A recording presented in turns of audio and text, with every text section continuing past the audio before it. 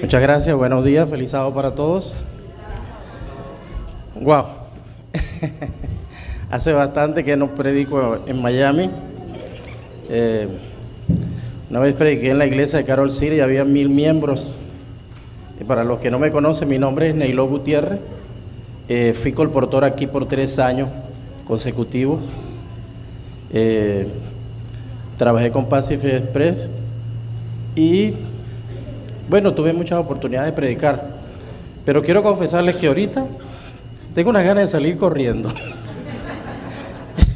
Discúlpenme, pero he tenido muchas luchas esta semana. Wow, hasta la computadora se dañó. Es por eso que me ven que vengo con los libros, porque no pude terminar de hacer la cosa en la computadora porque se me dañó. Muchas batallas, pero aquí estamos. Porque el reino de los cielos es de los valientes.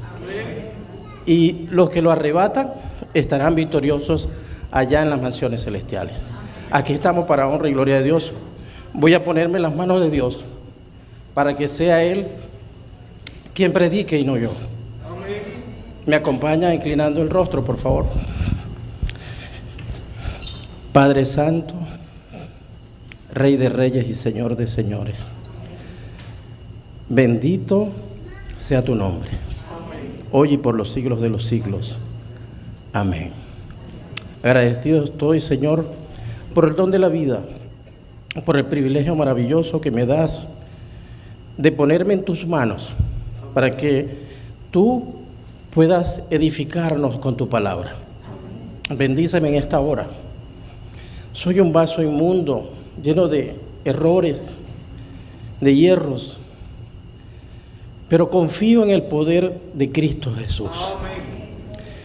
Confío en su mano poderosa y en que tú, como mi Padre Celestial, me purifiques, me laves con la sangre preciosa de Jesús.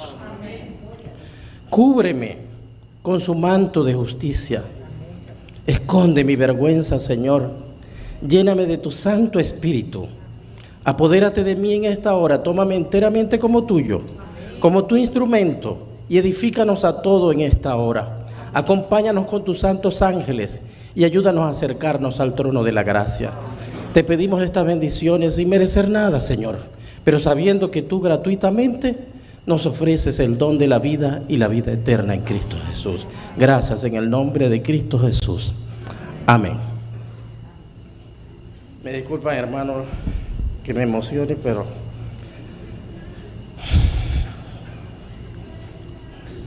el tema que voy a tocar en esta mañana es un tema que desde hace mucho tiempo me inquieta.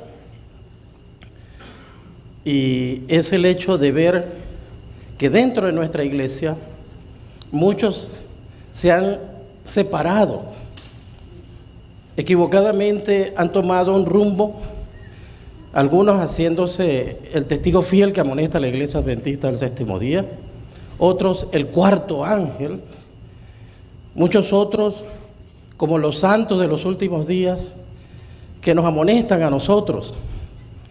Yo nací en esta iglesia, en las rodillas de mi abuelo, pionero de la iglesia en Sierra Maestra, allá en Venezuela, el estado Zulia. Me daba las clases del conflicto de los siglos. Los libros rojos del espíritu de profecía eran tan familiares para mí que yo un día le pregunté, ¿dónde está la hermana Elena de Guay? Y fui a la iglesia, abuelo, ¿dónde está la hermana Guay? Yo quería conocer a la hermana Guay. Tía Noemí, ¿dónde está la hermana Guay? No, mijo, la hermana Guay murió en el año 1915. Oh, no puede ser. Me puse tan triste porque para mí era tan familiar el espíritu de profecía que yo la veía que estaba allí. Pues bien, cuando comienzo el rumbo de mi vida, mi papá no era adventista, era católico, le dicen a todo el que no es nada, ¿no? Y mi mamá sí era adventista, entonces viví entre los dos mundos. Cuando me hice un jovencito de 18 años, empecé a probar el mundo. En una de esas me topé con una joven que me dijo: apártate de mí porque tú eres mundano. Wow, aquello me dolió tanto que yo dije: mundanos le dicen a los que están divorciados del reino de los cielos. Y yo nací en la iglesia, ¿cómo es posible? Yo soy un mundano. Y eso me hizo reflexionar mucho. Tenía 18 años, creía que era el dueño del mundo. Empecé a estudiar por mí mismo, a buscar a Dios. Se me acerca un amigo de la infancia, Francisco Hernández. Hoy no está en la iglesia, ojalá me esté escuchando. De paso, un saludo a la iglesia de Opaloca, a todos ustedes, a Yelía Spring, disculpen, y a todas esas bellas personas que nos acompañan en las redes sociales. Yo no sé cuántos van a ver este tema. Ojalá que lo puedan ver muchas personas, inclusive nuestros hermanos separados. El tema es para todo el pueblo de Dios. El tema se llama el exitoso componente de los redimidos. El exitoso componente de los redimidos, y aclaro la palabra componente, o sea, el conjunto, el componente, los que componen el pueblo de Dios de los redimidos de todas las edades. Ese es el tema que quiero tocar en esta hora. Pues bien, Francisco Javier se me acerca y yo andaba en el mundo, era administrador de minitecas, no descansaba, todos los días estaba trabajando en minitecas y haciendo bonches. Fui presidente de un centro de estudiantes por 4 años consecutivos y estaba todo en el mundo. Y me dice Francisco Javier: Neilo, te invito a la iglesia adventista. Wow, ¿tú a mí? Sí, yo soy el que te tengo que invitar a ti. ¿Tú me invitas a la iglesia adventista? Sí, pues yo voy. Él se sorprendió, no se imaginaba que yo le iba a decir que sí. Y pues me preparé y fui. Cuando llegué me acuerdo que me recibe la hermana Beatriz Wilhelm, y me regala el libro San Mateo en miniatura. Me lo tragué esa noche, me lo tragué. Desde ahí en adelante emprendí mi camino al conocimiento nuevamente de lo que es la palabra, de lo que es el espíritu de profecía. Me encontré con una iglesia pujante en 1980, el 23 de mayo, cuando nací en esta iglesia de manera madura como adventista. Y había muchas personas que estudiaban. Y a mí se me hacía la boca agua cuando yo veía a aquellas personas cómo manejaban la escritura y cómo manejaban, ¿verdad?, este conocimiento. Y a mí me parecía inalcanzable llegar allá. Y yo decía: wow, yo quisiera ser así, yo quisiera conocer eso.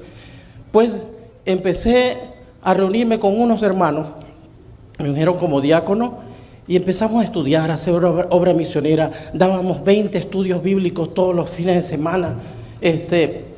Hacíamos vigilia, atendíamos a los enfermos. Oye, qué experiencia tan bonita. Y me acuerdo, jóvenes, había muchos grupos.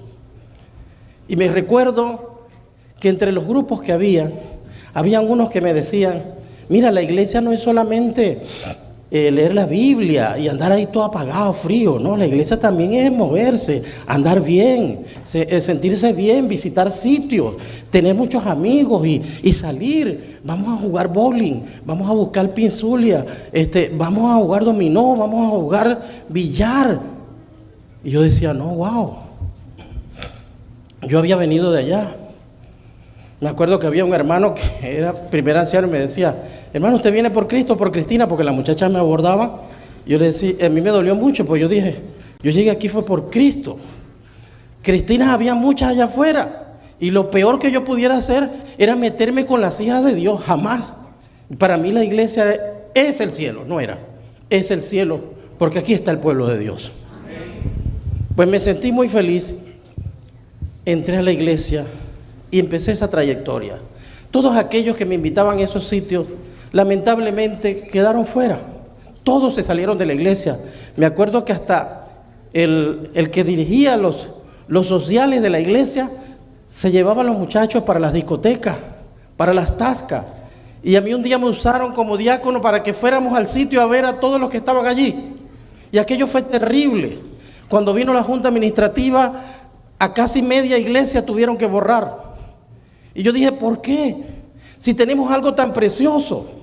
Yo No soy partidario de empujar a nadie para hacer obra misionera. Las cosas tienen que ser espontáneas. Cuando tú empujas a alguien es porque no sabe.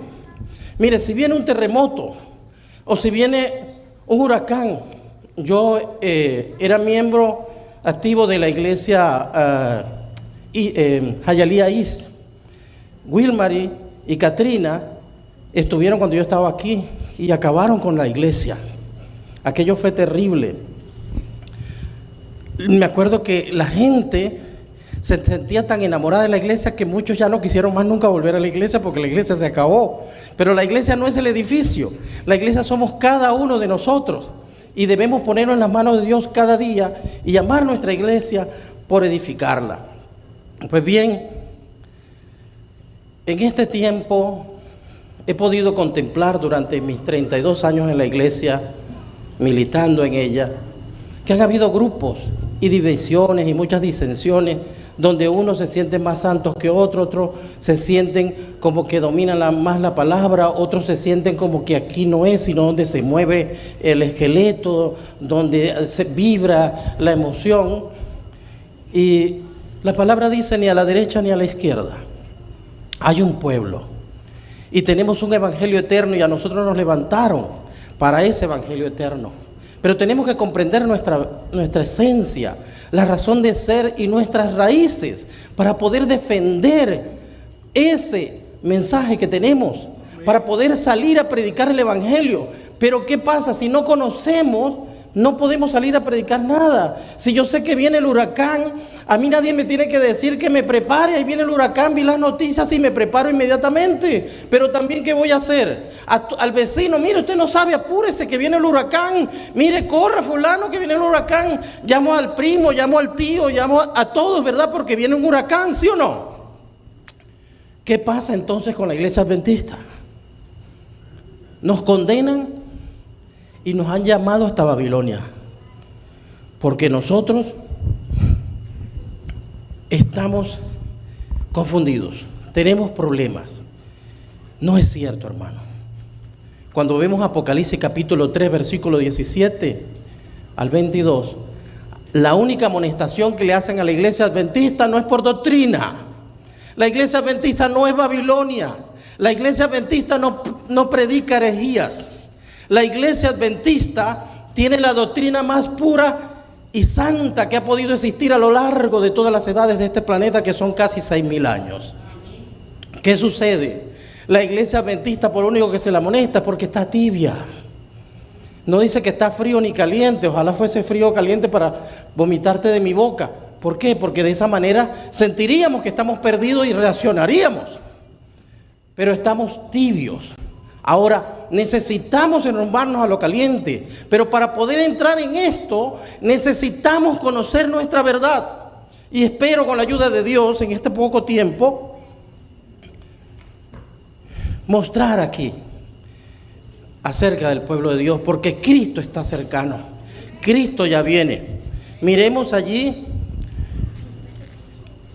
Apocalipsis capítulo 7, versículo 9. Apocalipsis 7, versículo 9. Dice así: después de estas cosas miré, y aquí una gran multitud. ¿Cómo, hermanos? Una gran multitud, la cual ninguno podía contar, de todas naciones y tribus y pueblos y lengua, que estaban delante del trono y en la presencia del Cordero, vestidos de ropas blancas y con palmas en sus manos, que son victoria. ¿El éxito de quién? Del complemento de los redimidos de los últimos días. Allí están todos, pero en todo ese grupo, ¿a quiénes se distingue? Eso es lo que pretendo en esta mañana demostrar. Apocalipsis 1:7 nos dice: He aquí que viene con las nubes, y todo ojo le verá, y los que le traspasaron y todos los linajes de la tierra harán lamentación a causa de él. Así sea. Amén. La señal que tiene el pueblo de Dios de la venida de Cristo es las nubes de los cielos. El impostor, Satanás, tratará de imitar la parusia, la aparición de Cristo Jesús, pero no podrá imitar la venida de Jesús viniendo en la nube de los cielos. Dirán que está en varias partes, a lo mejor saldrá en naves espaciales. Hoy muchos están hablando de los ovnis y ya inclusive los noticieros de manera seria están tomando esto un poquito como que más responsable. Los militares y los secretos de militares hablan de apariciones de ovnis y de extraterrestres. Nosotros sabemos que no estamos solos. La pluma inspirada nos ha dicho que no estamos solos. La tercera parte de los ángeles que pecó está en este mundo y tratan de engañarnos y confundirnos. Ellos, ¿verdad?, en los últimos días se aparecerán como los apóstoles diciendo que la ley ha sido cambiada. También aparecerá el propio Satanás, que será el acto capital que coronará el gran engaño de los últimos días. Y es que el propio Satanás se vestirá de ángel de luz y se aparentará ser Cristo Jesús, que ha venido a buscarnos. Todo esto lo tenemos revelado en nuestros mensajes. Conocemos esta verdad. Hierve esta verdad en nuestros corazones para pregonarla y decírsela al vecino, al amigo, al compañero de estudio, de trabajo, a todos. Necesitamos que esto hierva en nuestra sangre. Necesitamos calentarnos y dar este mensaje maravilloso que Dios nos ha dado para esta hora. En el libro de San Mateo, en el capítulo 20,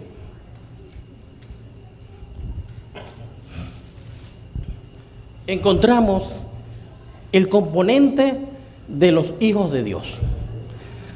Dice el capítulo 20, versículo 1 de San Mateo: porque el reino de los cielos es semejante a un hombre, padre de familia, que salió por la mañana a contratar obreros para su viña. Y habiendo acordado con los obreros en un denario al día, los envió a su viña. Este padre es Dios, Padre nuestro que estás en los cielos, ¿verdad? Él viene a contratar y contrata a unos obreros a la primera hora y contrata con ellos un denario. No es el tema de la mañana. El denario representa la vida eterna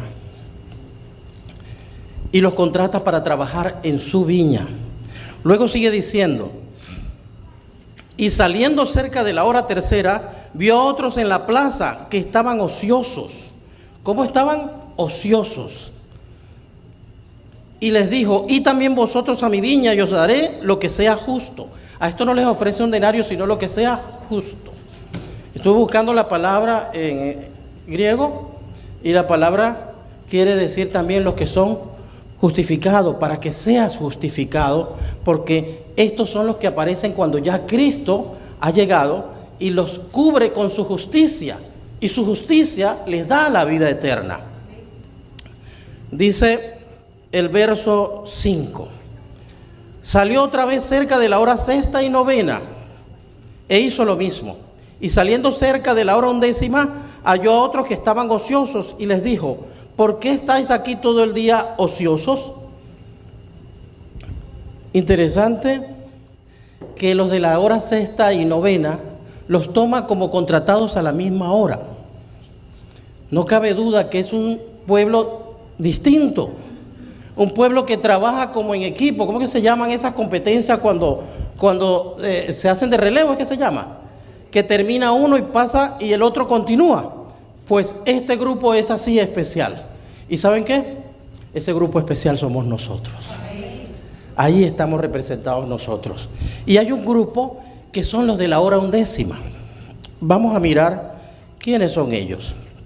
En el libro de Hechos de los Apóstoles, vamos a leer en el libro Patriarcas y Profetas.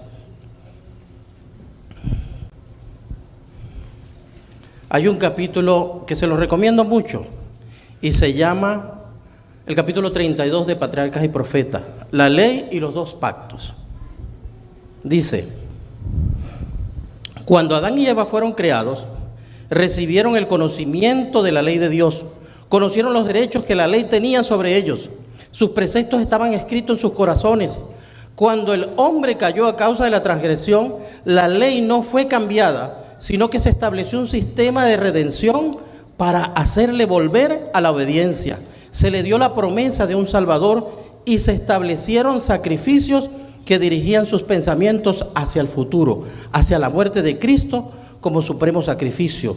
Si nunca se hubiera violado la ley de Dios, no habría habido muerte, ni se habría necesitado un Salvador, ni tampoco sacrificios.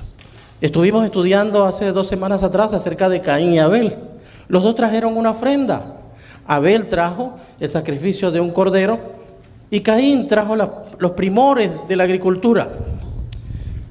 Esto fue una rebeldía de Caín. Caín conocía el mensaje. Dios había hecho provisión y le había instituido un sistema que permitía mantener en la mente aquella promesa maravillosa donde Cristo le mostraba que Apocalipsis 13:8, el Cordero inmolado que quita el pecado del mundo, vendría para limpiar el pecado de Adán y de toda su descendencia.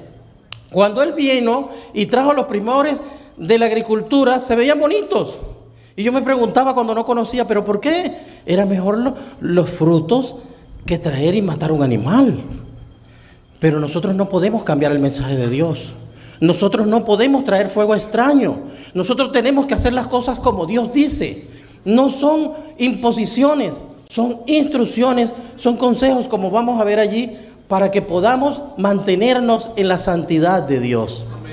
Pues bien, Dios había hecho este sistema para que Adán y todos sus descendientes pudieran hallar la justificación por la fe en Cristo Jesús. Ahora, las 10 palabras, como se dice realmente en el original, los 10 mandamientos,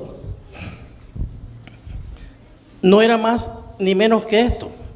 Dice Patriarcas y Profetas, allí el mismo capítulo, la ley y los 2 pastos, en la página 379, en el segundo párrafo.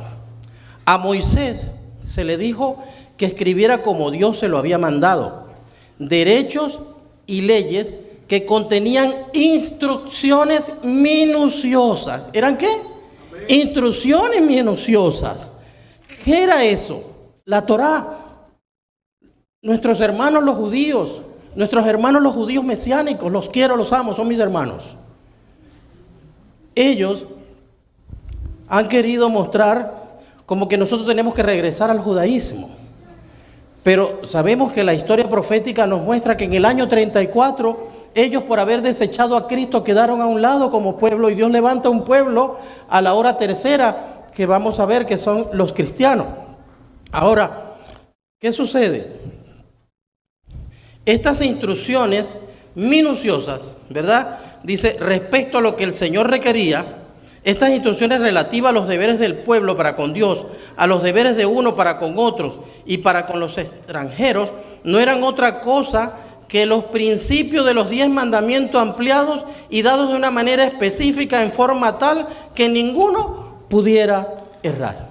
Eso eran los 10 mandamientos, la Torá. La Torá son los 10 mandamientos.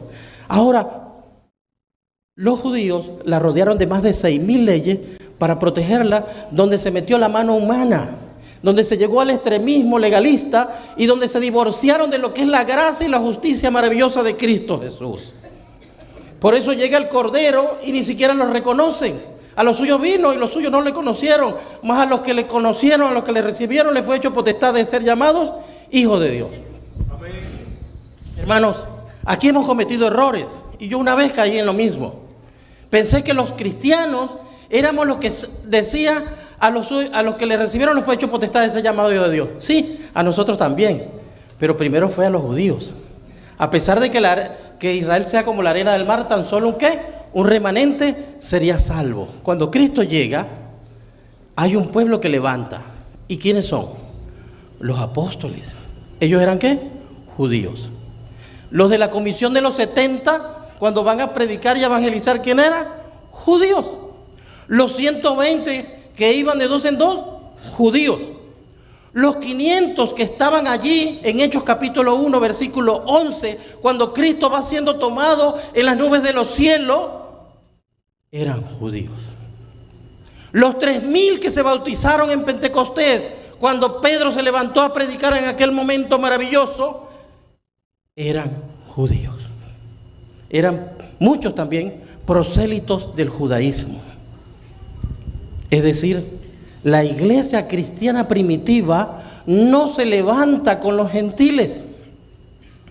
Los gentiles van a entrar en acción en el año 34, cuando por mano de Pablo, ¿verdad?, se introduce aquel evangelio hacia los gentiles que eran considerados como perros divorciados del reino de los cielos.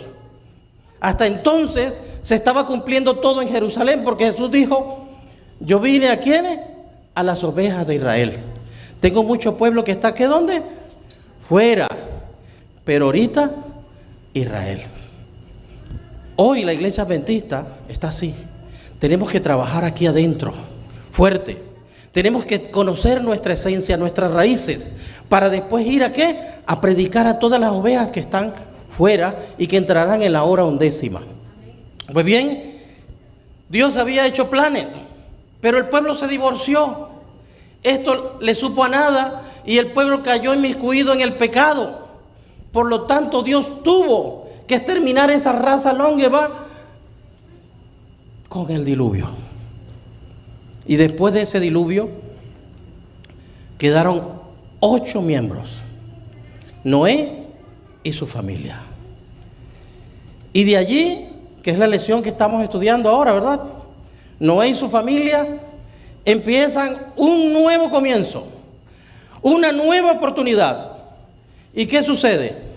Al igual que Adán y Eva, cuando empezó la felicidad y cuando todo hubo bien, se quitaron la ropa, se desvistieron y vino el despeñadero. Noé se emborrachó porque la tierra estaba fluyendo leche y miel, estaba todo contento, hizo fiesta y se emborrachó. Se quitó la ropa, se desnudó y vino su nieto Canaán, hijo de Can, ¿verdad? Y lo vio desnudo. Y se burló de su abuelo. Y lo dijo a los demás. Puso en vergüenza a su abuelo. Y su abuelo lo maldijo. Y desde entonces Canaán vino ¿a qué? A menguar y a menguar hasta ir al suelo. Ese Canaán es la famosa tierra de Canaán que se le da después al pueblo de Israel, para que tomaran posesión de ella y que acabaran con todos los cananeos y que no dejaran a nadie. Ese pueblo de Canaán se había corrompido. Muchos han querido decir que Canaán eran los que tienen la piel de color. Y no es así. Porque los que tienen la piel de color vienen de Cus y no de Canaán. Los cusitas son los etíopes, los egipcios de piel de color, pero los cananeos no eran de piel de color. O sea que no es por la maldición que existe el color que tenemos algunos, ¿verdad?, en la piel. No es por eso ni por ninguna maldición. Dios, ¿verdad?, nos muestra que cuando tú te divorcias de él, lamentablemente caes en pena y destrucción y ruina. Y eso fue lo que le pasó a Canaán. Ahora vemos que luego de esa otra oportunidad, el pueblo se vuelve a corromper. Y allí levantan ¿un qué? Una torre, un edificio que llegara hasta las nubes de los cielos para hacerse grande y no volver a perecer en las aguas del diluvio. Cuando Dios ya había hecho provisión para un plan de redención a través del rito del ceremonial judío. Pero ellos se divorciaron de esto. Sin embargo, la misericordia de Dios es tan grande que allí en Ur de los Caldeos busca un hombre que todavía tenía en su corazón los principios divinos y que amaba a Dios, y se llama Abraham. Y Abraham era un hombre millonario, un hombre que tenía muchas reses, muchos corderos, muchas vacas. Y aún así, con toda su familia, con toda su parentela, dejó todo por seguir a Dios. Por eso se le llama el padre de la fe. Y dejó todo para ir a donde ni siquiera sabía dónde iba a llegar. A Abraham se le da la promesa. En Abraham se continuaría con la promesa que Dios le había dado al pueblo. Y por eso vemos que cuando el pueblo sale de Egipto, lo llevan al desierto y Dios ahora quiere nuevamente reformarlo. Y en el monte de Sinaí le presenta nuevamente ¿qué? Las 10 palabras, los 10 mandamientos. Fíjense algo interesante, cuando habla del sábado dice, acuérdate del sábado para santificarlo. ¿Por qué le dice al pueblo de Israel acuérdate? Si apenas le está dando la ley, ¿de qué se iban a acordar? Se están acordando de lo que ya le había dado a ¿quiénes? A sus padres, a sus ancestros. No le estaba dando algo nuevo, seguía lo mismo. Seguía, Dios es el mismo ayer, hoy y siempre y por la eternidad. El mensaje era el mismo, debían continuar, debían perseverar, pero el pueblo de Israel también erró. Vino su Redentor y no lo conocieron. Se copiaron de sus vecinos y empezaron a abandonar los mandamientos, a fornicar, a hacerse paganos. Se entregaron a la lascivia, a la pasión sexual. Se olvidaron de Dios. Y cuando Cristo llega estaban en oscuridad total, no lo reconocieron. Por tanto se cumple la profecía en el año 34, donde quedaría Israel desolado y vacío. Ya Dios no andaría más con ellos, como pueblo, más como persona, sí. Y levanta un pueblo. ¿Cuál es ese pueblo? Hechos capítulo 2, versículo 14. Dice allí, están en pleno Pentecostés y están todos hablando. Y lo que ellos predicaban y hablaban admirados de Dios, lo podían escuchar todos aquellos que habían venido de otras partes a celebrar con ellos allí y que hablaban en otras lenguas, en otros idiomas, y todos podían entenderle en su lengua. Y entonces otros decían, lo que están es borrachos. Y se levanta Pedro, aquel cobarde, se levanta ahora lleno del Espíritu Santo en Hechos capítulo 2 versículo 14 y dice, entonces Pedro, poniéndose pie con los 11, alzó su voz y les habló diciendo, varones judíos y todos los que habitáis en Jerusalén, esto os sea notorio y oíd mis palabras, porque estos no están borrachos, como vosotros pensáis, siendo apenas la hora tercera del día. Los segundos obreros que contrató el padre de familia, ¿quiénes fueron? A la tercera hora del día. ¿Quiénes son estos? Los apóstoles. Ese pueblo remanente que quedó de los judíos. Ellos fueron ese pueblo remanente que salió a predicar las buenas nuevas, a contar de que Cristo había cumplido su promesa, que lo que habían esperado nuestros padres, Adán, Noé y todos los demás, y Abraham, ahora estaba aquí. Cristo había llegado, había sido fiel, había sido levantado en la cruz del Calvario para traernos a todos a la luz y a la vida eterna. Ellos se levantaron para esto. Dice que allí en ese sermón se bautizaron 3,000. Imagínense ustedes cuando se predica el evangelio con poder, como dice Pablo, allá en Romanos 1, 16, 17, dice que el evangelio es ¿qué? Dinamita. Es poder de Dios para salvación. Pero hay algo más maravilloso, y es que el evangelio te da gozo, te da alegría, porque te dice, yo sé que tú no puedes. Por eso yo vine a este mundo y morí por ti. Y yo te regalo mi gracia, te regalo mi justicia, para que tú seas cubierto con mi vestido. Y no importa de qué color son tus pecados, no importa de qué color haya sido toda tu trayectoria de pecado. Yo te amo, yo te quiero. Y si confías en mí y no dudas, yo te llevaré al reino de los cielos. Pues esos obreros que levanta allí son los apóstoles. Viene después un tiempo de oscuridad. 1260 años profetizados en el libro de Daniel, capítulo 7. En esa profecía, Dios nos mostraba que durante 1260 años el pueblo de Dios iba a ser perseguido, sometido, encarcelado y muerto.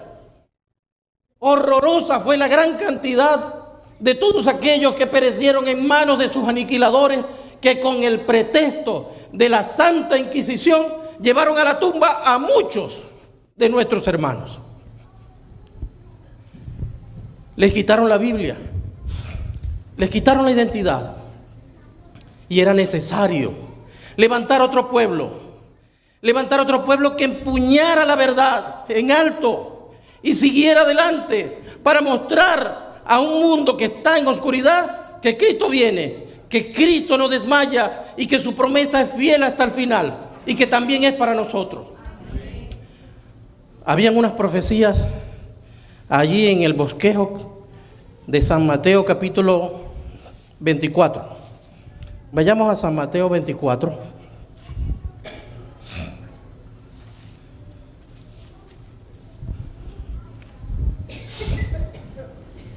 Dice San Mateo 24:30. Y entonces aparecerá la señal del Hijo del Hombre en el cielo. Entonces se lamentarán todas las tribus de la tierra, y vendrá el Hijo del Hombre viniendo en las nubes de los cielos con poder y gran gloria. Aquel mismo mensaje que le dieron a los apóstoles en el monte de los olivos, cuando Cristo fue tomado delante de ellos al reino de los cielos, Hechos capítulo 1, versículo 11, esa promesa la tenemos nosotros, y levantan a este pueblo para seguir pregonando la segunda venida de Jesús. Cristo viene pronto en las nubes de los cielos, pero no tienes que asustarte, no tienes que temblar. Cristo viene a buscarte porque te ama. Cristo viene a buscarte para llevarte a casa. Alégrate, gózate y coméntaselo a otros. No vayas empujado a dar el evangelio, dalo con gozo, porque no somos egoístas, para que otros también puedan convertirse. ¿Por qué decimos que la iglesia adventista está aquí? Porque había unas señales que allí se anunciaban. Dice San Mateo 24, versículo 29. E inmediatamente, después de la tribulación de aquellos días, el sol se oscurecerá, y la luna no dará su resplandor, y las estrellas caerán del cielo, y las potencias de los cielos serán conmovidas. Este hecho ocurre en el año 1755. Ocurre el gran terremoto de Lisboa. Un terremoto como nunca antes había habido. Pero inmediatamente, después de 1755, en el año 1780, también ocurre algo. El sol se oscurece y la luna se vuelve como sangre. Pero no queda allí, sino que también, haciendo caso a la profecía, en 1833 caen las estrellas del cielo. Y los que narran esto dicen que era tan tremendo esto que se podía leer el periódico a las 12 de la noche como si fuera la luz del mediodía. Fue algo para que todo el mundo se diera cuenta. Eran las señales que Cristo había dicho. ¿Cuáles son las señales que van a anteceder cuando Cristo venga? Estas eran una de esas señales. Pues había un veterano de guerra de este país que se llama William Miller, conocido en nuestros países latinos como Guillermo Miller. Este hombre veterano de guerra en el año 1831, alrededor de estas fechas, de estos acontecimientos, empieza a estudiar la palabra y se da cuenta que en el libro de Daniel 8:14 habla y dice hasta 2300 tardes y mañanas, y luego el santuario será purificado. ¿Cuál santuario? Hasta ese momento esto no se tocaba. Pero él en ese momento pensaba que era la tierra que venía a ser purificado. Dios lo utilizó para iniciar el mensaje del primer ángel. Teme a Dios y dale gloria, porque la hora de su juicio ha llegado. Bendito sea el nombre de Jehová. Y William Miller empieza con esta verdad y le dicen, vamos para que predique. Y dice, no, yo no quiero predicar. Y le pone pruebas a Dios. Y entonces allí eso lo podemos ver en historia denominacional. Entonces Guillermo Miller le pone pruebas a Dios. Si tú quieres que predique, házmelo saber. Y pues le prepararon todo para que el hombre predicara, y desde allí empieza a predicar desde el año 1831. Y muchas de las denominaciones religiosas protestantes que existían en aquel tiempo, luego de la reforma del siglo XVI, empiezan a unirse a aquel movimiento adventista. Un movimiento adventista que guardaba el domingo. Eran los adventistas del primer día del domingo. No conocían la verdad del sábado. Así fue cómo se fue gestando este grupo que es llamado, según San Mateo capítulo 20, ¿verdad?, a la hora sexta.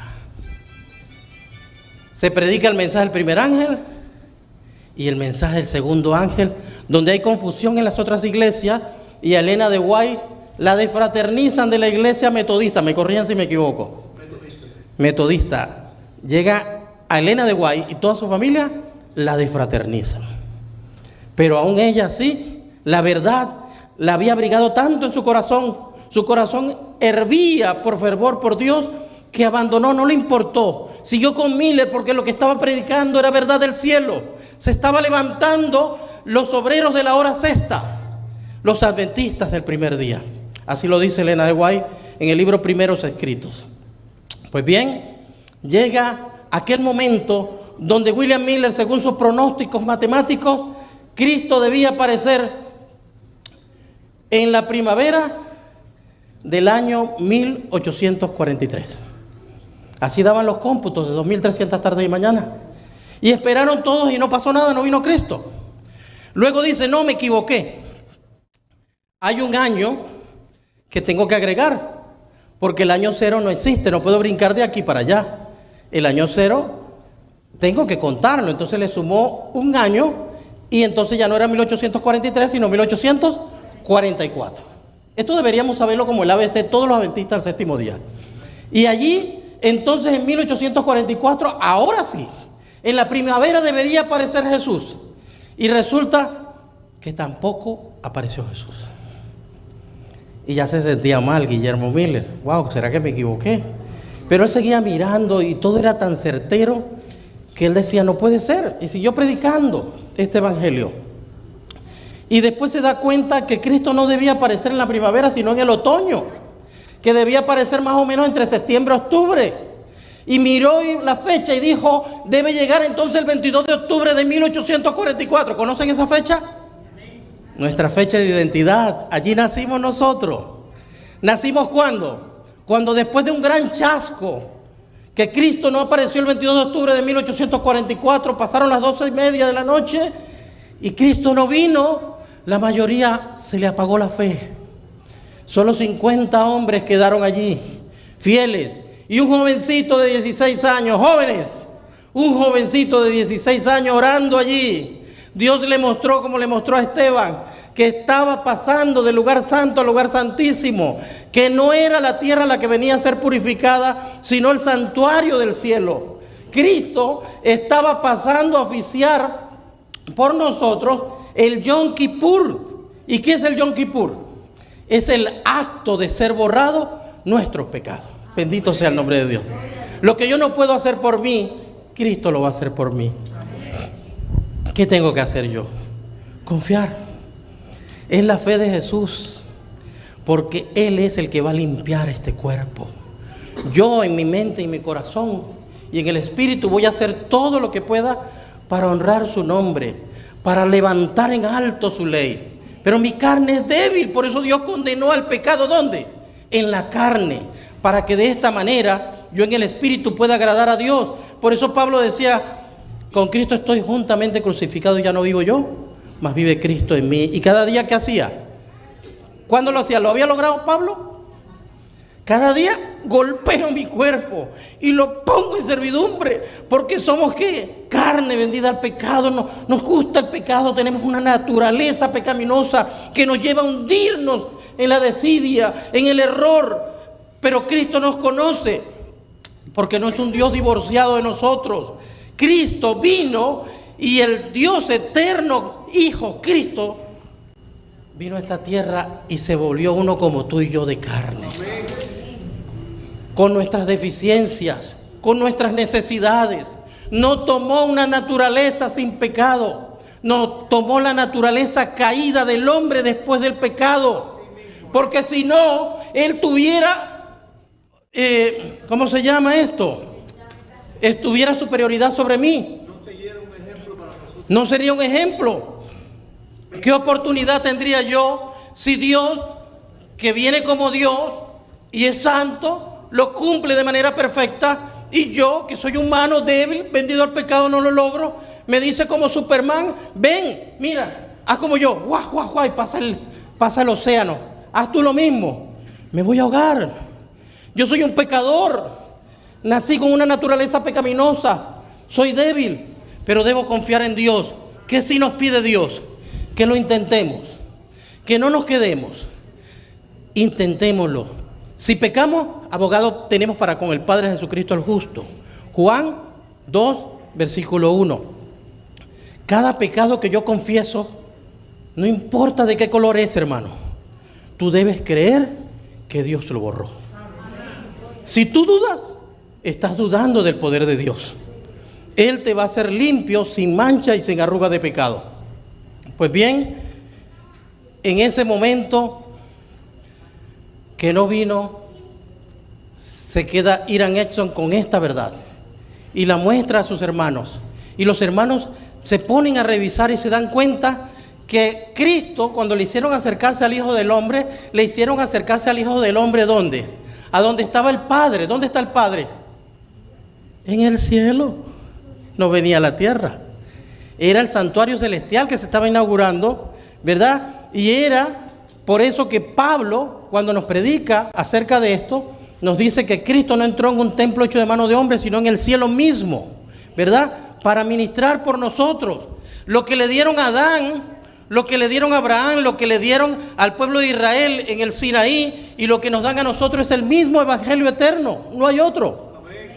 Cuando dicen Colosenses 2, 14 al 17, que esto eran sombras de lo que había de venir, no nos está diciendo sino que esto que ya se cumplió, ya no hay que hacerlo más, ya no hay que matar más corderitos porque Cristo ya murió. Pero el santuario continúa. Por cuestiones de tiempo no voy a buscar el texto. Hebreos capítulo 7, versículo 12 dice que lo que hubo fue un cambio ¿de qué? De sacerdocio. El sacerdocio lo llevaba el pueblo de Leví, pero Cristo era judío y nunca había tenido que ver los judíos o Judá con el santuario.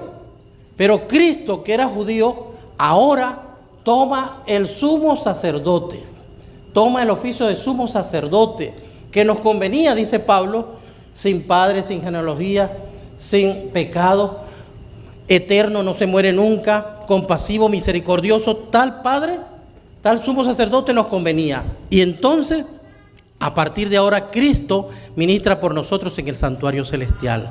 ¿Qué está haciendo hoy? Estamos en pleno Yom Kippur, que comenzó en 1844, limpiando tu pecado y el mío, borrándonos para que no tengamos más tendencia pecaminosa. Pues bien, este pueblo que levanta aquí, junto con el otro, a continuar como relevo el mensaje que empezó William Miller, es la Iglesia Adventista del Séptimo Día. Estos son los de la hora sexta y los de la hora novena. Desde 1844, la Iglesia Adventista, con estos oráculos de la verdad, ha ido pregonando en toda nación, tribu, lengua y pueblo este mensaje. Hoy somos alrededor de más de 25 millones de adventistas en el planeta, donde tenemos instituciones benéficas, hospitales, colegios y fundaciones para beneficiar al mundo. Debemos abrazar esta iglesia con todo nuestro amor, con todas nuestras ganas, porque Cristo viene pronto. Pero hay un pueblo que está afuera. Dice Bento en los últimos días, y estos son los de la hora undécima, cuando se refiere a Apocalipsis 18, versículo 4. Evento en los últimos días, capítulo 14, página 201. Dios tiene joyas en todas las iglesias. ¿Dónde? En todas las iglesias. Y no nos corresponde lanzar arrolladoras acusaciones contra el llamado mundo religioso. El Señor tiene su representante en todas las iglesias. No se les ha presentado a estas personas las verdades especiales que son la piedra de toque para estos últimos días, en circunstancias que despierten convicción en su corazón y en su mente. Por tanto, al rechazar la luz, no han cortado su relación con Dios. ¿Son qué? Representantes que Dios tiene. ¿Dónde? En todas las iglesias. Ay, hermano, ¿saben que una vez me iban a borrar a mí porque estaba en la iglesia como maestro de escuela sabática? Y como me meto, me gusta escudriñar. Y yo dije esto, wow, qué verdad, yo tenía 19 años. Wow, qué verdad tan grande. Dice que la gran mayoría del pueblo de Dios está afuera. Y son estos los católicos, los de la India, los de Asia, todas estas personas, los budistas. Ahí está la gran mayoría del pueblo de Dios. Wow, nosotros no podemos seguir mirando a esa gente por encima del hombro. Son nuestros hermanos. Debemos quererlos, debemos amarlos y ellos deben sentir la sinceridad de que los queremos y los tendríamos aquí. Y compartir el mensaje. Pero dice la pluma inspirada que Dios no lo ha permitido. Porque si Él lo permitiera, nosotros los haríamos perder. Tremendo, hermano. Qué tremendo. Pues la iglesia adventista tiene la verdad pura. A nosotros no se nos condena porque tenemos herejía ni porque somos Babilonia. Lo único que se nos amonesta es porque estamos tibios. Hermano, necesitamos conocer nuestra verdad. Yo creo que ahí está el secreto. Necesitamos conocer nuestra esencia, nuestras raíces, para enamorarnos de nuestro mensaje, para predicarlo con ganas, con fuerza, con mucho fuero, para poder estar allí en ese día. Pero hay algo más que les quiero decir, hermano. Y esto me da mucho gozo. Somos privilegiados. Nosotros pertenecemos al grupo de los bienaventurados. Todos los que desde 1844 en adelante han predicado el mensaje del tercer ángel pertenecen al grupo de los bienaventurados. ¿Y por qué son bienaventurados? Porque usted no va a quedar frustrado. Muchos han predicado de la segunda venida de Jesús, pero este pueblo, la iglesia adventista del séptimo día, no va a quedar frustrado de predicar la segunda venida de Jesús. Todos podremos contemplar a Cristo viniendo en las nubes de los cielos, con poder y gran gloria. No importa si tú tienes que descansar por alguna enfermedad, por algún accidente o algo que tengas que ir al descanso a morir. Habrá una resurrección especial. Apocalipsis capítulo 1, versículo 7 y Daniel 2, capítulo 3 dice que se levantarán en una resurrección especial. ¿Quiénes? Muchos de los que duermen en el polvo de la tierra. Muchos de los que duermen en el polvo de la tierra y los que lo traspasaron. Esta es una resurrección especial porque para que Herodes, Pilato y todo ese tren que enjuiciaron a Cristo puedan estar vivos, tienen que resucitar. Y tienen que resucitar antes de que Cristo venga. Pues allí vamos nosotros también. Si hemos de descansar, seremos levantados. Por cuestiones de tiempo no voy a leer la cita, me lo van a aceptar hoy por fe. Pero se levantarán de las tumbas. ¿Para qué? Para unirse a un grupo de vivos que no va a conocer muerte, que son los 144,000. Elena de White se levantará. Algunos de nuestros hermanos que están separados de la iglesia adventista dicen que Elena de White es 144,000. A mí me daría gozo que fuera. Mi hermana, imagínate quién soy yo. Yo me quito el sombrero delante de esa mujer tremenda. Pero no es así, hermano. Los 144,000 van a ser trasladados de los vivos, sin conocer muerte. Pero los bienaventurados, de 1844 en adelante, que hayan descansado en Cristo, se levantarán un poco antes de la venida de Jesús. El Padre hará esa resurrección. Por eso es que la otra se sigue llamando primera, porque la hace Cristo. Pero esta resurrección especial la hace el Padre. Y dice que los reúne ahora a los justos vivos. ¿Por qué los justos vivos? Ahora ya no le dice 144,000, sino los justos vivos, porque ahora están los 144,000 que no han conocido muerte, y está el otro grupo de que descansó en la fe del mensaje del tercer ángel. Apocalipsis 14, 2 y 13. Bienaventurados de aquí en adelante los muertos que mueren en el Señor. Sí, descansarán de sus trabajos, porque sus obras con ellos sigan. ¿Cuál trabajo? El trabajo de predicar el evangelio. Ellos se levantan. Y se levanta para escuchar el pacto de paz que Dios hace con los que guardaron su ley. Y aquí voy también otra vez con los separatistas. Hermanos, los quiero, los amo. Pero la verdad es una sola. El día y la hora de la venida de Jesús nadie lo sabe. Ni aun los ángeles del cielo. Solamente lo sabrán los 144,000 y los bienaventurados de la resurrección especial. Que cuando el Padre les declara el pacto de paz que Dios hace con ellos, les declara el día y la hora de la venida de Jesús. Amén. No te atemorices, porque te están diciendo que ahí viene ya Cristo. Mira que ya viene por la esquina, cuidado, porque así van a engañar a muchos con la aparición de Satanás. Cristo tú no tienes que preguntarte y averiguar cuándo es la fecha que viene. El Padre, si eres fiel, te lo va a decir de manera audible y lo podrás saber en aquel momento especial. ¿Qué debemos hacer? Prepararnos para estar allí. Pero hay un grupo especial que cuando pongan la ley dominical, el pueblo de Dios que esté fiel y que estemos despiertos, que no hayamos muerto, si somos fieles, seremos sellados con el sello del Dios vivo. Y con ese sello ya no moriremos. Seremos trasladados a la patria celestial sin conocer muerte. Y ese privilegio lo tenemos nosotros. Qué privilegio tan maravilloso. Ser adventista, hermanos. Bendito sea el nombre de Jehová. Cuando usted ve esto, entonces usted se da cuenta que no hay otra iglesia. No se deje engañar, no hay otro grupo, ni iglesia, ni división, ni separatista que te pueda hacer salir de aquí. No hay otro. La iglesia, los de la hora sexta y novena, son los que terminan la obra con el mensaje del tercer ángel. Ahora, hay otro grupo especial, y este sí lo voy a buscar acá, en el conflicto de los siglos, porque hay muchos que hablan y especulan con respecto al cuarto ángel. En la página,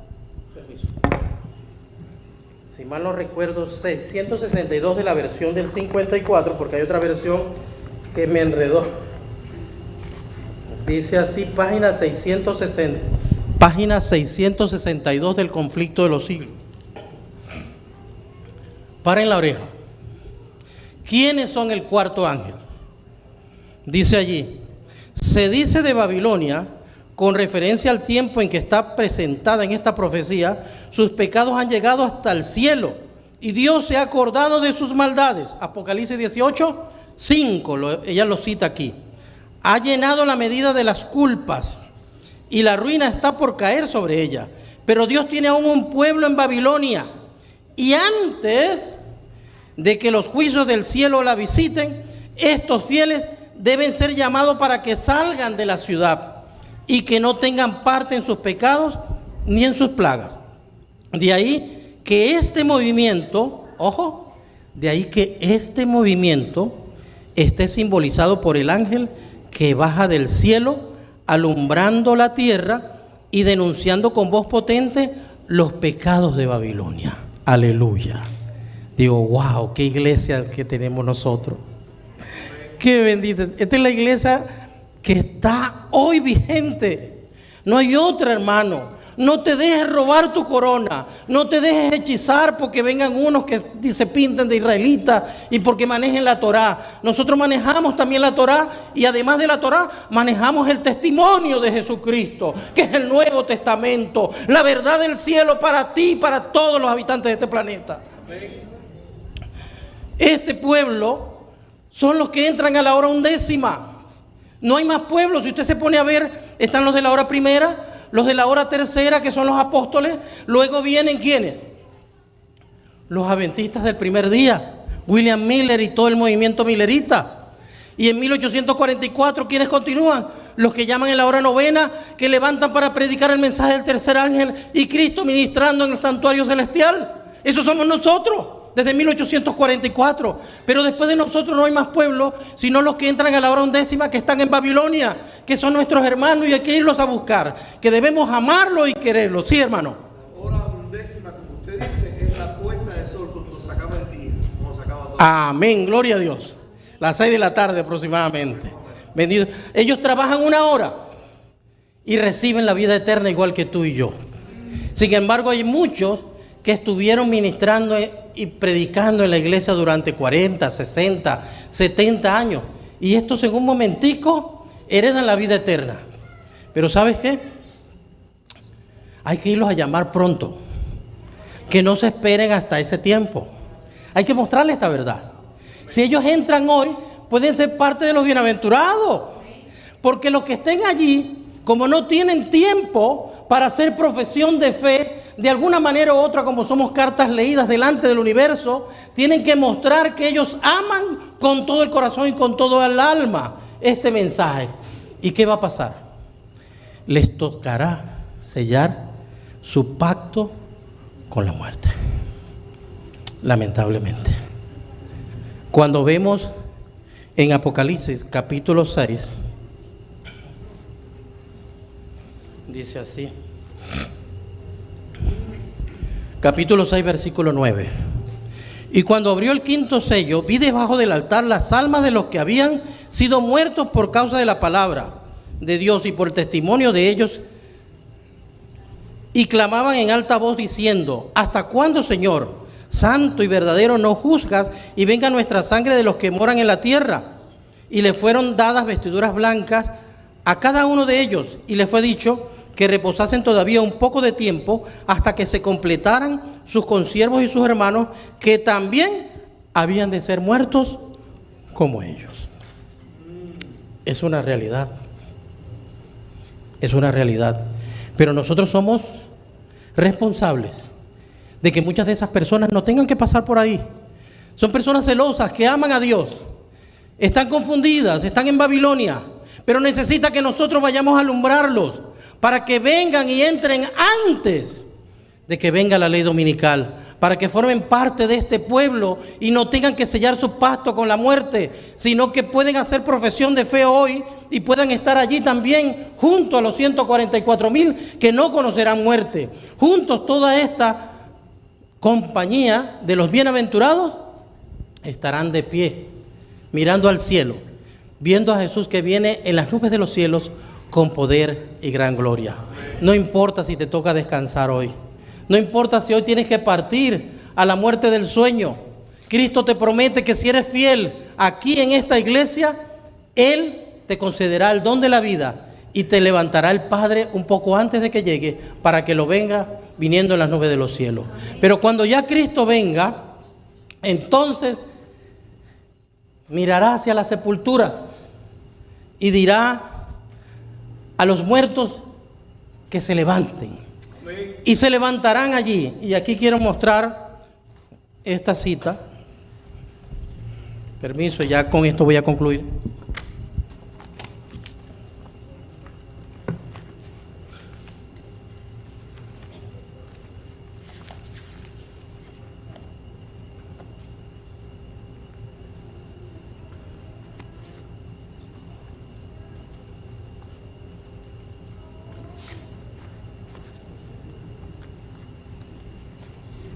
Página 698 del Conflicto de los Siglos. Desde el cielo se oye la voz de Dios que proclama el día y la hora de la venida de Jesús y promulga a su pueblo el pacto eterno. Sus palabras resuenan por la tierra como estruendo de los más estrepitosos truenos. El Israel de Dios escucha con los ojos elevados al cielo. ¿Quién es ese Israel de Dios?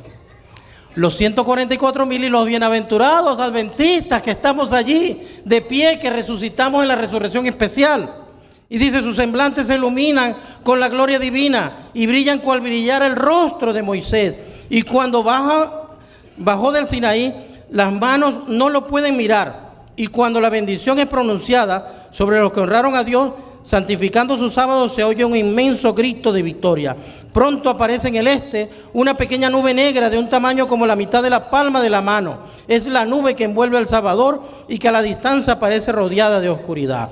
Adelanto un poco acá. Y dice la página 702.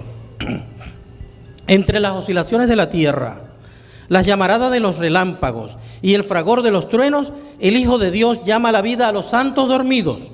Dirige una mirada a las tumbas de los justos y levantando luego las manos al cielo exclama: despertaos, despertaos, despertaos, los que dormís en el polvo de la tierra, y levantaos por toda la superficie de la tierra. Los muertos oirán esa voz y los que la oigan vivirán, y toda la tierra repercutirá bajo las pisadas de la multitud extraordinaria de todas naciones, tribus, lenguas y pueblos.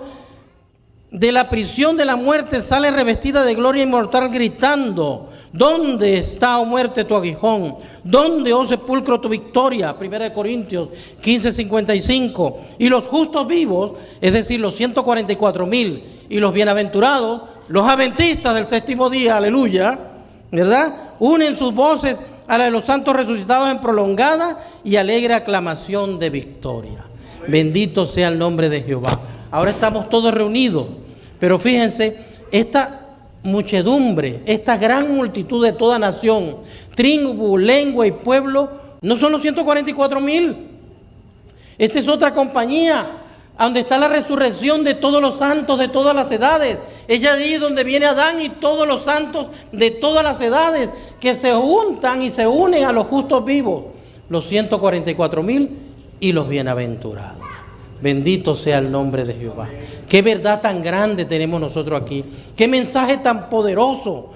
En vez de asustar a la gente, debemos hablar de la gente, de lo bueno que viene. Y mira, lógralo, no importa si estás enfermo, no importa qué edad tienes. Si te toca descansar, Cristo te va a levantar para contemplar la maravillosa aparición de Cristo viniendo en las nubes de los cielos con poder y gran gloria. Yo estoy feliz, hermanos, de ser adventista. Estoy feliz de ser hijo de Dios. Y creo y confío en que soy hijo de Dios porque Él lo ha dicho así.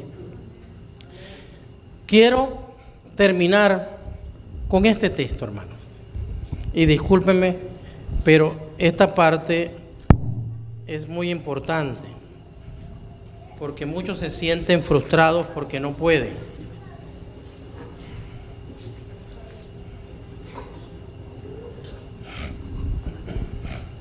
Dice así, esto es para el pueblo de Dios que tiene que pasar la gran prueba del tiempo final. Dice, así como Satanás influyó en Esaú para que marchase contra Jacob, así también instigará a los malos para que destruyan al pueblo de Dios en el tiempo de angustia. Como acusó a Jacob, acusará también al pueblo de Dios. ¿Lo acusan hoy? Cuenta a las multitudes del mundo entre sus súbditos. Pero la pequeña compañía de los que guardan los mandamientos de Dios resiste a su pretensión y a la supremacía. Si pudieran hacerlos desaparecer de la tierra, su triunfo sería completo. Ve que los ángeles protegen a los que guardan los mandamientos e infiere que sus pecados han sido perdonados, pero no sabe que la suerte de cada uno de ellos ha sido resuelta en el santuario celestial.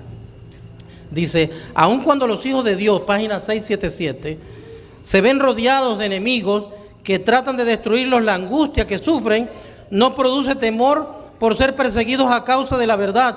Lo que temen es no haberse arrepentido de cada pecado. ¿Qué es lo que debemos hacer? Arrepentirnos de cada pecado. Que debido a alguna falta por ellos cometida no puedan ver realizada en ellos la promesa del Salvador. Yo también te guardaré de la hora de prueba que ha de venir sobre todo el mundo. Si pudiesen tener la seguridad del perdón, no retrocederían ante la tortura ni la muerte, pero si fuesen reconocidos indignos de perdón y hubiesen de perder la vida a causa de sus propios defectos de carácter, entonces el santo nombre de Dios sería vituperado. Dice, mientras Satanás acusa al pueblo de Dios, haciendo hincapié en sus pecados, página 676, último párrafo, el Señor le permite probarle hasta el extremo. La confianza de ellos en Dios, su fe y su firmeza serán rigurosamente probados.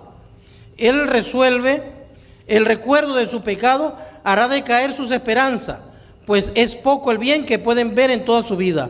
Reconocen plenamente su debilidad e indignidad. Satanás trata de aterrorizarlos con la idea de que su caso es desesperado, de que las manchas de su impureza no serán jamás lavadas.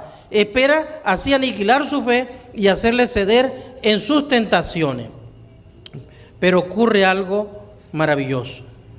Dice acá, pero por muy profundo que sea el sentimiento que tiene de su indignidad, no tienen culpas escondidas que revelar. Amén. ¿Cómo?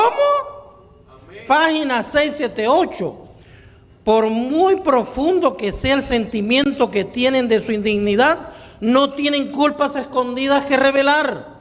Sus pecados han sido examinados y borrados en el juicio y no pueden recordarlos. Si tú no puedes recordar tus pecados, no tienes tendencia pecaminosa. Dios ha hecho el milagro. Bendito sea Jehová. Lo que tenemos es que confiar y no dudar y levantarnos para predicar esta verdad hermosa que tenemos, para que sean muchos los que se salven en los últimos días. Levantémonos, hermanos. ¿Quiénes quieren decirle a Dios hoy? Cuenta conmigo. Amén. Pongámonos de pie y vamos a tener... había un himno para terminar, Él me sostendrá, el 409. No sé si lo podemos poner, porque hay una parte que dice allí en Apocalipsis capítulo 7, que dice que viene una prueba fuerte ¿Y quién podrá estar firme? Y dice, Él me sostendrá. 409, ¿la podemos poner, por favor? Y terminamos con esto. Hermanos, me disculpan que me extendí un poco, pero había que redondear el tema. Ahora les digo una cosa, esto solamente es un aperitivo. Ahora necesitamos meternos en cada puntico y destapar esa belleza de joya que Dios nos ha dado.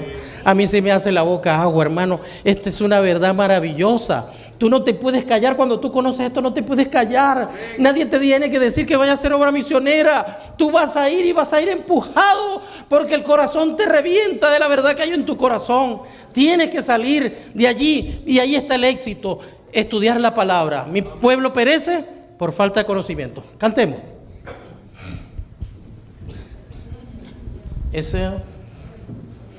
Yo no sé cantar. Alguien que me ayude. Me encanta este himno.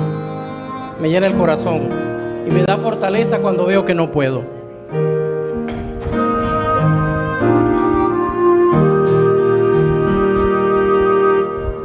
Si mi débil fe flaqueare, Él me sostendrá. Si el mal me amenazare, Él me sostendrá. Él me sostendrá. Él me sostendrá. Porque me ama el Salvador, Él me sostendrá. Nunca yo podré afirmarme con tan débil fe, mas Él puede dirigirme y me sostendrá. Él me sostendrá. Amén. Él me sostendrá. Porque me ama el Salvador. Él me sostendrá. Son su gozo y complacencia cuantos Él salvó. Y al salvarme su clemencia, Él me sostendrá. Él me sostendrá. Él me sostendrá. Porque me ama el Salvador, Él me sostendrá. Él no quiso ver perdida mi alma en la maldad. Dio su sangre por mi vida y Él me sostendrá. Él me sostendrá. Él me sostendrá. Porque me ama el Salvador, Él me sostendrá. Amén, gloria a Dios. ¿Cuántos sienten hoy alegría de que son adventistas? Bendito sea el nombre de Jehová. Yo quiero hacer una invitación a que todas las familias se pongan juntas y se acerquen aquí. Voy a tener una oración por la familia. Ven, Yule. Venga, muchacha. Arrímense todos aquí, todos por familia, los que tengan sus familias acá. Voy a tener una oración. Amén. Necesitamos juntarnos. Necesitamos abrazarnos. Hoy más que nunca sostenernos. El diablo quiere destruir la familia. El diablo quiere dividirnos para destruirnos. No lo permitamos. Dice la palabra que no se ponga el sol sobre vuestro enojo. No te dice que no tenga problema, seguro que va a tener problemas, pero te dice no te preocupes. Lo importante es que al final del día te arrepientas, pide perdón y confía que Dios te va a perdonar. Abrácense, hermanos, pónganse junticos, todos juntos allí, que nadie se quede. Vamos juntos al cielo, la familia es completa. Vamos a renovar nuestros votos. Vamos a amar al Señor hoy más que nunca. Vamos a entregarnos con todo nuestro corazón y con toda nuestra alma para pertenecer al grupo de los 144,000 que no conocerán muerte. Oremos. Padre celestial, bendito, alabado y glorificado sea una vez más tu nombre. Gracias te damos, Señor, por este momento tan hermoso y tan precioso donde estamos juntos a nuestra familia. Ayúdanos a mantenernos así junticos, que nada ni nadie nos separe de tu amor. Y si por alguna razón hemos de despedirnos para ir a dormir hasta que venga, pues danos fortaleza. Danos tu ayuda, tu brazo poderoso, y ayúdanos a seguir confiando en que dentro de un ratico nos volveremos a reencontrar. Ayúdanos a ser fieles. Te pido por el pastor Valio. Sé con el pastor Alberto Valio, con esta iglesia que le has confiado. Bendice a cada uno de los representantes que están aquí con su familia. Bendice a cada líder, a cada joven. Ayúdanos a abrazar esta verdad. Abríganos contigo y cúbrenos, Señor, con el manto de justicia de Cristo Jesús. Lávanos, Señor, con su sangre preciosa y quita las manchas y las arrugas del pecado.